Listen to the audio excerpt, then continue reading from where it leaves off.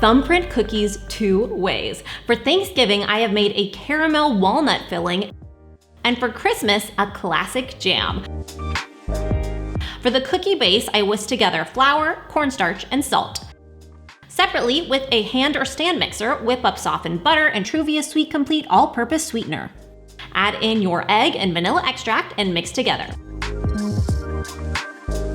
Then we add that dry mixture into the wet in a few batches until combined. Now it might seem crumbly at first, but scrape down the sides and keep mixing. Add a splash of milk if needed, but it will thicken. Remember, you can always use your hands to get it fully combined. Scoop out your cookie dough and roll well so that there aren't any cracks in the dough. Add to a prepared pan and then make your little thumbprint indentation.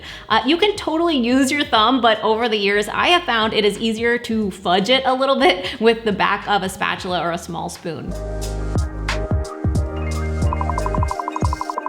For the Christmas cookies, I actually like to add the jam in before they go into the oven. I used a raspberry jam after learning a fun fact, which is that Thumbprint cookies are known as hallongrata, excuse my pronunciation, but in Swedish, that means raspberry cave because they traditionally use raspberry jam. Of course, nowadays you can find tons of different filling varieties, but that's where it supposedly all started. For the Thanksgiving cookies, I am going to add the filling after they bake, so they are staying empty for now. Into the oven those go, and while they bake, I will make the caramel walnut filling. I add butter to a saucepan over medium heat and melt it, and then add in Truvia Sweet Complete all-purpose sweetener, stirring until it integrates and then comes to a boil. Cook for 1 minute once it boils, and then remove from the heat and stir in heavy whipping cream, followed by chocolate chips and chopped walnuts. Let that mixture cool for about 15 minutes before adding to the cookies. Once it's a caramel consistency, add them into the cookies, and to get the ideal texture, you won't want to wait too long.